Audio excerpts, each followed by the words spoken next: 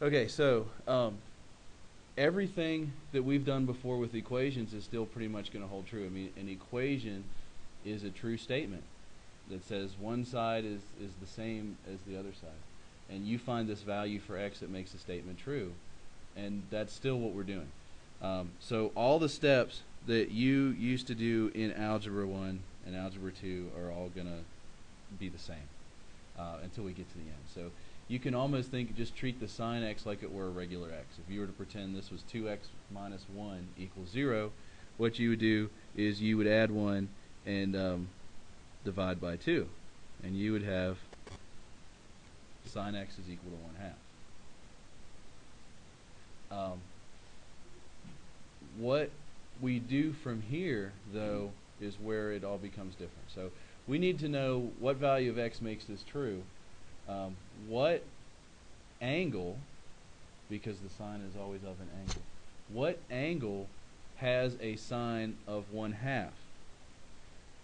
Remember that sine, when you're talking on the unit circle, is the y coordinate.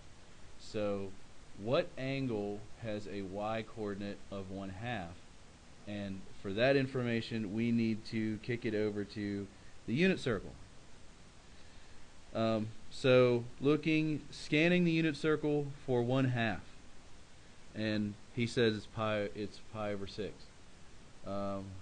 Scanning for 1/2, 5 pi over 6, and these are negative 1/2. So we have 5 pi over 6, and we have pi over 6.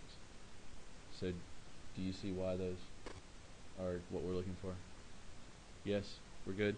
Okay, so our solutions are pi over 6 and 5 pi over 6.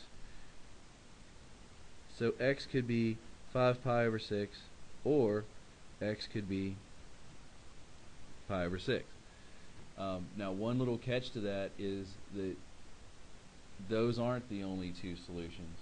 An example of another solution would be 13 pi over 6. Right, here's pi over 6. Go around the circle. There's 12 pi over 6, 13 pi over 6. It's coterminal with pi over 6. And we could keep going. We could keep going around, go around the circle twice and end up. Go around the circle 10 times and end up on pi over 6, and you've got a solution. So there's infinite solutions, and it would take us a long time to write all those down. So what I'm going to do is I'm going to say it's 5 pi over 6 and any integer multiple of 2 pi. Because 2 pi is one entire trip around the circle. Right? It's pi over 6 plus any integer multiple of 2 pi. So that accounts for all the infinite solutions that we could get here. Right? And today, we're just going to do a bunch of these things until we reach a level of comfort.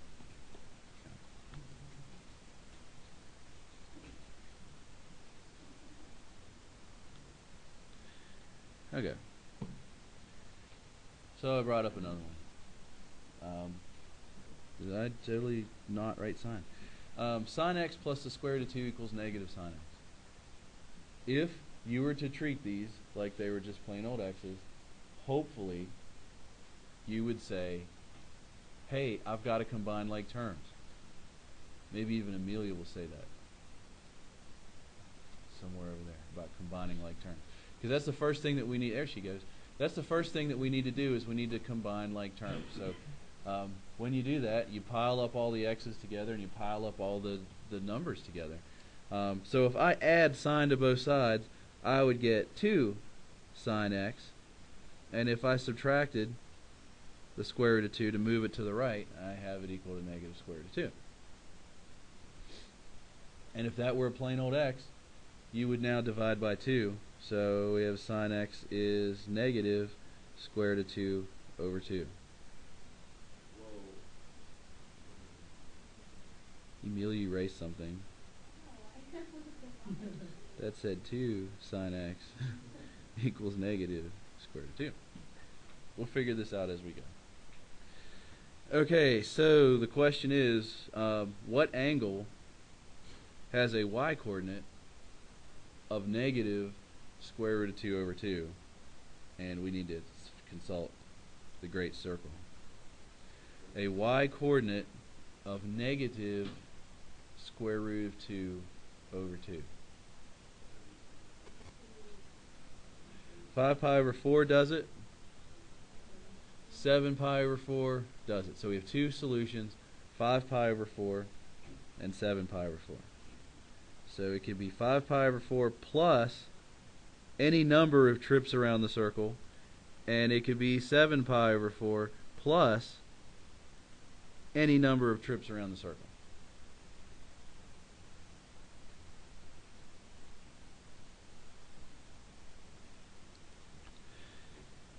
So things are going good, right?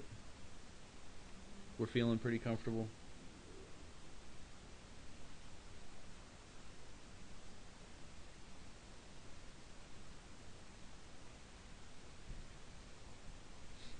And then I put something like that up.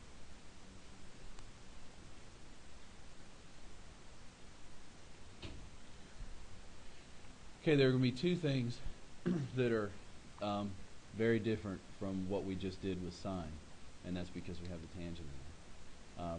But to start with, let's treat it like it was an x, and let's do what we would normally do. And hopefully, when you see a squared term in an equation, you think of three possibilities. One, we can isolate it and extract a square root. Two, we can factor it. Or three, we can use the quadratic formula. Because there's just one term of x, there's not tangent squared x plus tangent x, we can isolate this here and we can extract square roots. Add 1 and divide by 3, and I have tangent squared x equals 1/3. And what you would normally do is take the square root of both sides. So we have tangent of x is equal to plus or minus the square root of 1/3. Remember, back in the day, when you first did these in Algebra 1, you probably always forgot to write plus or minus. Whenever you take square root of both sides, you've got a plus or minus in it. This would be a little neater if we simplified it just a little bit. So I'm going to call it plus or minus 1 over the square root of 3, because the square root of 1 is just 1. So, what angle has a tangent of positive or negative 1 over the square root of 3? A little bit of reminder about tangents. The tangent is the sine over cosine, right? The sine is your y-coordinate. Your cosine is your x-coordinate.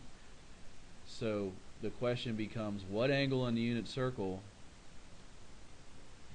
when you divide the y-coordinate by the x-coordinate, gives you 1 over the square root of 3, or negative 1 over the square root of 3. So we have to consult the circle. And let's take a guess.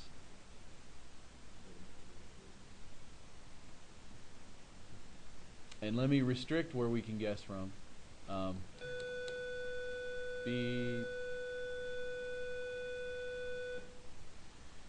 We didn't talk a lot about tangents and cosecants and secants when we sketched graphs. But we did take note of what the periods were, and hopefully you have them down on your formula sheet somewhere. The period of tangent is pi. So we're looking in the interval from 0 to pi for this to happen. So 7 pi over 6 would be outside of this interval. So we're looking in the top half of the circle for a y-coordinate divided by an x-coordinate that gives us 1 over the square root of 3. Let's try pi over 3. Okay, so I'm going to go off to the side here, and I'm going to say, let's look at pi over 3. Okay, at pi over 3, we have a y-coordinate of the square root of 3 over 2, and an x-coordinate of 1/2.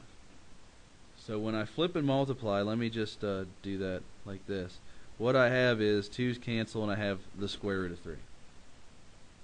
So that is not what we want.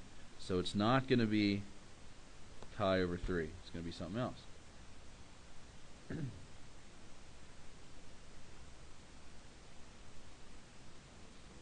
How about pi over 6? It's one of the only other choices with the square root of 3 in it. So let's see. Pi over 6, we have a y coordinate of, was it 1/2? Yes, 1/2, and an x coordinate of the square root of 3 over 2. And if I flip and multiply, the 2's cancel and I get 1 over the square root of 3. So pi over 6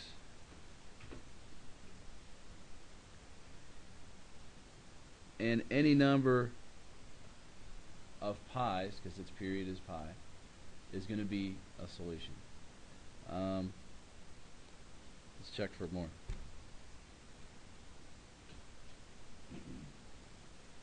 Remember, the other thing it could be is negative 1 over square root of 3. So if you jump over here to 5 pi over 6, you have the same coordinates, you just have a difference in sign. So that's going to work out for 5 pi over 6 as well. If you want to save yourself some time in the future, each time you're forced to find a tangent, you might want to add that to the edge of the unit circle. So you might want to add that the tangent of pi over 3, you might want to make a note of that it's the square root of 3, and that 5 pi over 6 is negative 1 over the square root of 3, and that pi over 6 is 1 over the square root of 3. It could save you from doing this little multiplication thing over again.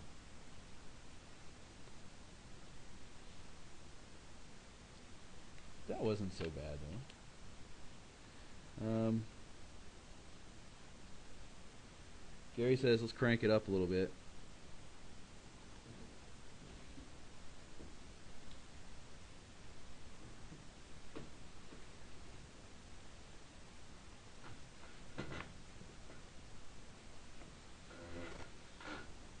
Alright, Gary, there it is.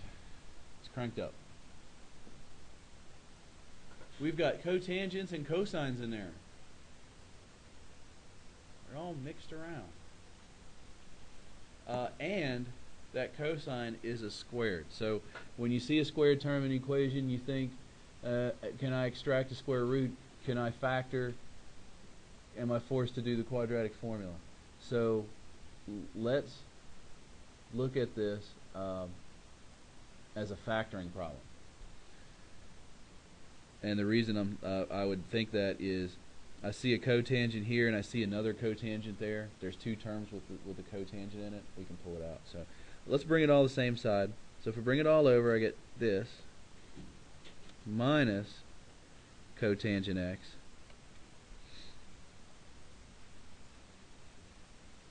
and if I take out what's common, I'm left with cosine squared minus 2.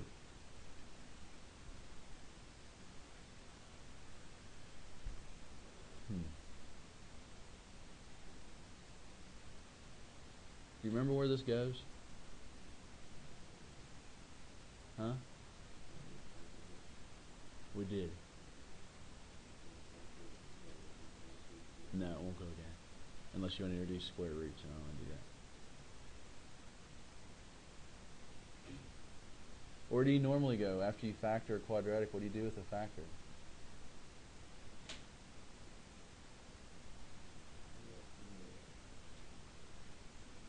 Amelia, what do you do with the factors?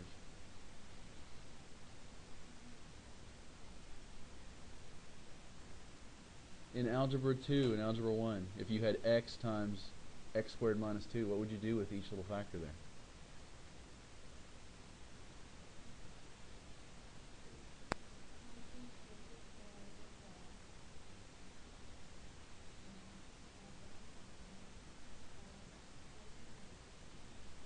Oh, you wanted to use a quadratic equation, a quadratic formula? There's an easier way. You make use of the zero product property. I can't believe y'all don't remember this. Zero product property states that if you multiply two things together and get 0, one of those two things has to be 0. So you take each factor and make a little mini equation and set it equal to 0. You've never done that before? We did that at the beginning of this year.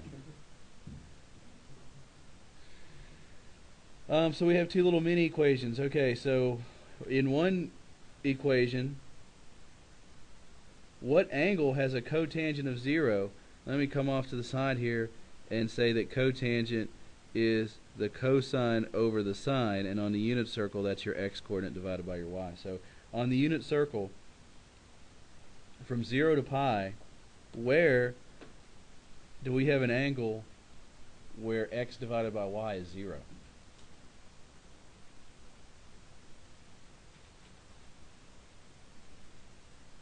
In case you're wondering, yes, it really is that obvious. Is it pi over what? 4?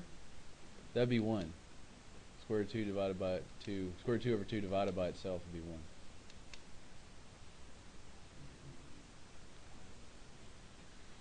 Pi. Yeah. It's the x divided by the y. Is it pi over 2? Yeah, 0 divided by 1 is 0. So we have pi over 2. It's 0 is the x coordinate. 0 divided by 1 is just 0. Yeah. Yeah. The x is 0. And y is 1. Which is 0. Yeah. No, 1 divided by 0 would be illegal. It's undefined. That's why pi, yeah. So this guy over here, we're going to do what we did with the last problem. We have cosine squared of x equals positive 2, and we're going to extract the square roots, and we get the cosine is plus or minus the square root of 2.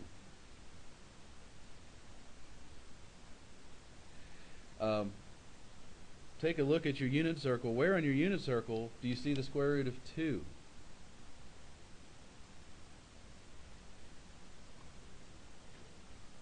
Nowhere, says Erica.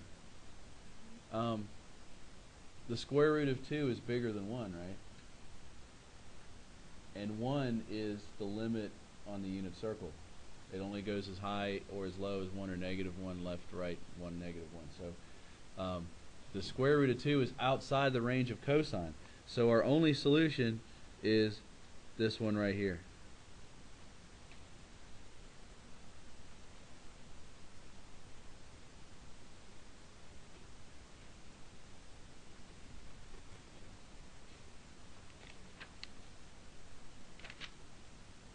Three left.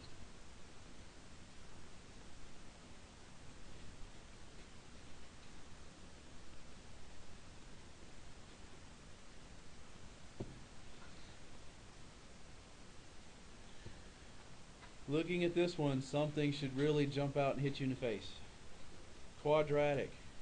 And when you have a quadratic, you hope that it factors. Because if not, you have to do the quadratic formula. So that's a trinomial. So as a little factoring reminder, that's two sets of parentheses. The factors of 2 sine squared would be 2 sine and sine. The factors of 1 would be 1 and 1. The last sign is negative, so that means you're going to take a difference to get your middle term. And you're going to have 1 plus and 1 minus. So let's see, looking ahead a little bit, I think I want the minus here and the plus here. Let's check it out.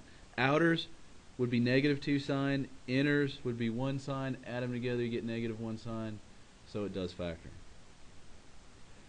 And with each little factor you make a mini equation.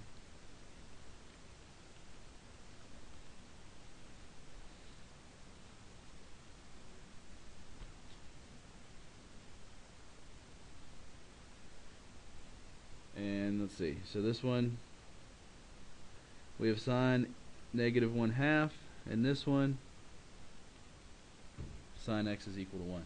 So we got to search the unit circle for y coordinates of 1/2 and 1. Negative 1/2, yeah. Negative 1/2 and 1. Where does that happen on the unit circle? Y coordinate with a negative 1/2.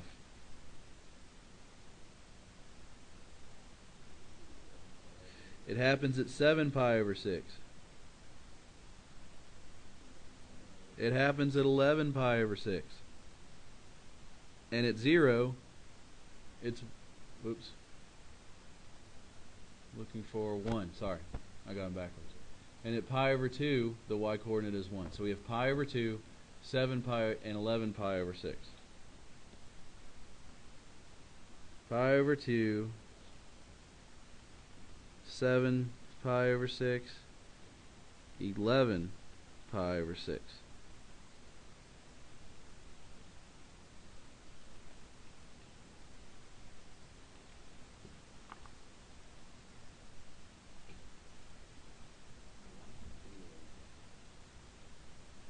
Because the period is pi, is 2 pi. And n means for any multiple. So if n was just 1, you would have one additional trip around the circle. If n was 2, 2 times 2 would be 4. That would be 2 ties around the circle, and then so on.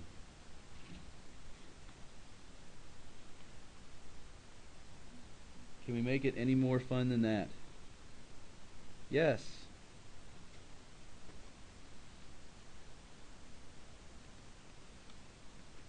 We can totally make it more fun than that. We can mix up our sines and cosines. Wouldn't that be a blast?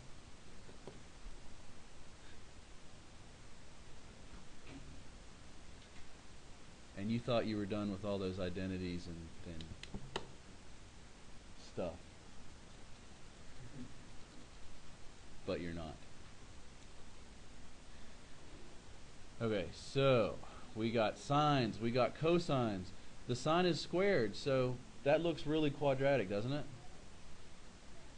But there's a cosine in the middle, so we're not going to be able to factor it like we would a normal trinomial. If you think way back to episode 1, the bottom half of that worksheet said express one function in terms of another, like express sine x in terms of only cosine. That's what we're going to have to do. We're going to have to make it uniform and replace. So because I see that sine squared, I'm going to replace that, and if you look on your formula sheet, you'll see that sine squared is 1 minus cosines.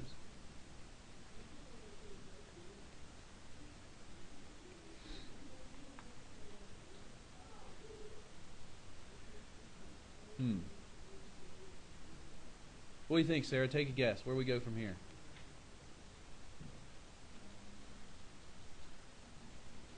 Just a wild guess. Huh? What'd she say, Mason? Just insert the correct answer and tell me that's what she said.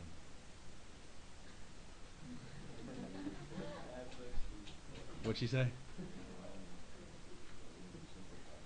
Simplified. And by what?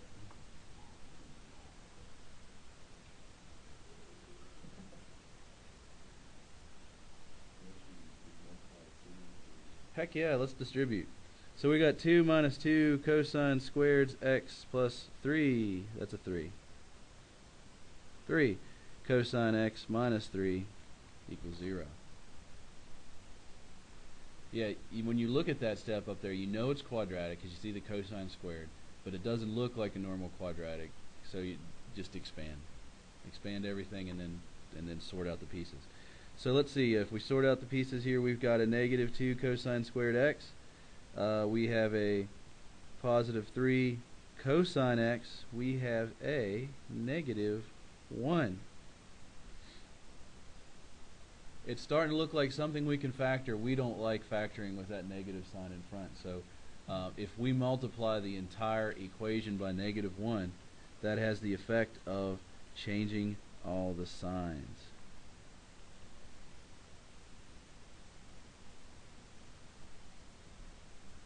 And now that looks like something we can factor. The second sign's a plus, so that means we're going to take a sum of the outer and inners to get negative 3 cosine. Both signs are going to be negative. So we have a 2 cosine x minus 1 times cosine x minus 1. Let's double check. The outers, negative 2 cosine. The inners, negative 1 cosine. Add them together, negative 3 cosine.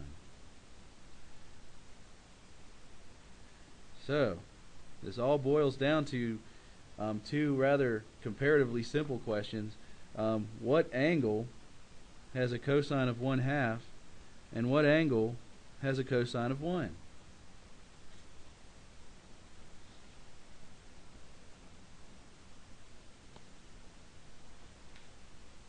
What about pi? Oh, you said pi over 3. Pi over 3 has a cosine of 1/2. Any other cosines of 1/2?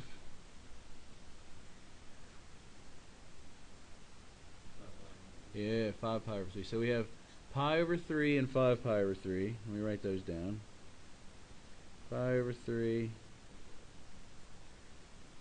5 pi over 3.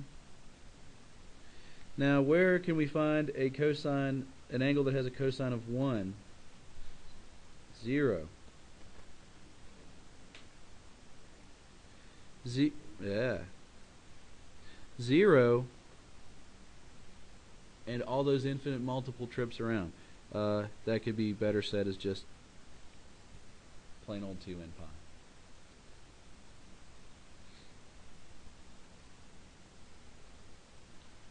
Isn't that impressive? Makes you feel like you did something,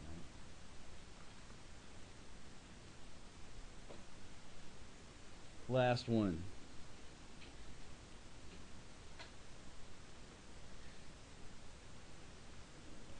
These are the ones I like, but everybody else hates.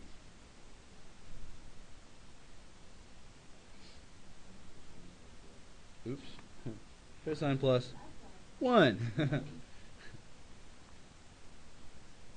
The reason that I like them and everybody seems to hate them is it's one of those math magical sort of moments where you decide to do something that's totally non-obvious in order to manipulate this to get something you can work with. We can't do a very easy replacement because these are both to the first power, so we can't use a Pythagorean identity.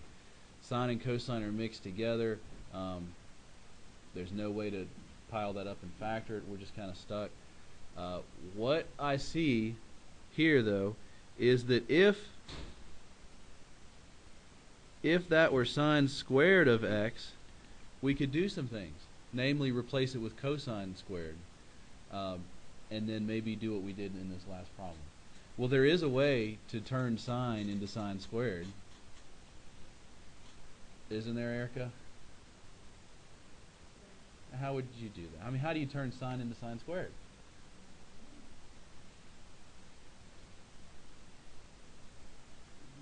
Square it? Yeah, Gary says square it. Exactly. You can do anything you want to do as long as you do it to both sides of the equation. So we're going to have to square both sides.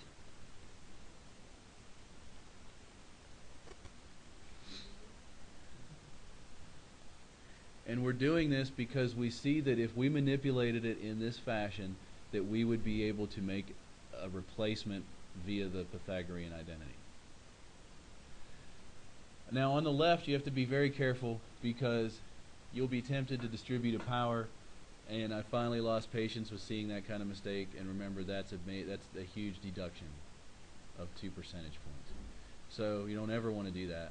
So you want to be very careful and either write it down twice and FOIL it, or finally learn the shortcut. And that is square the first term, twice the product, square the last term. And on this side, instead of sine squared, we're going to call it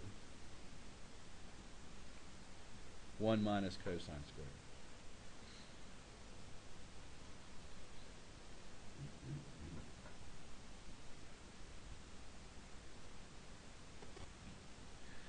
So we've got to pile everything up.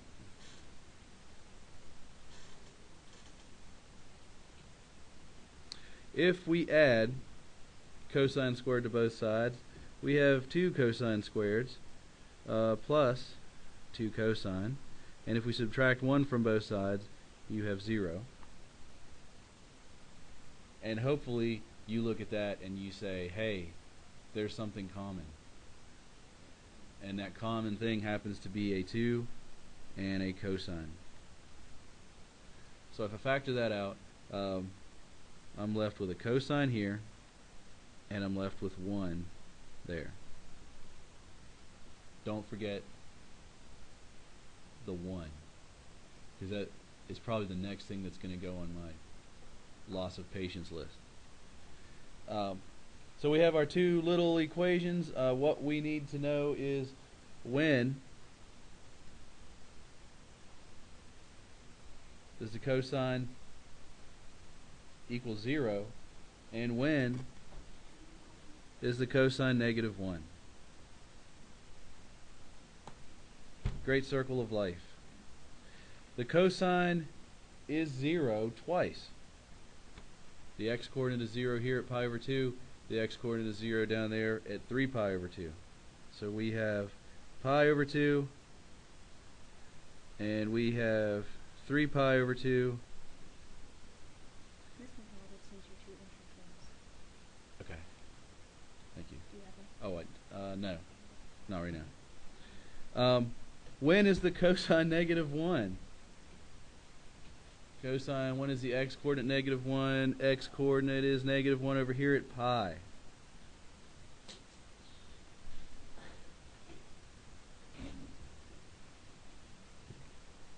And that's beautiful stuff, isn't it? Isn't that just beautiful? On 482.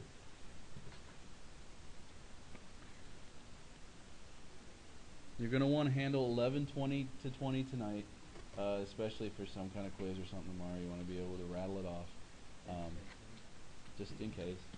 And we're going to go on from there, so we're going to be doing more of these tomorrow.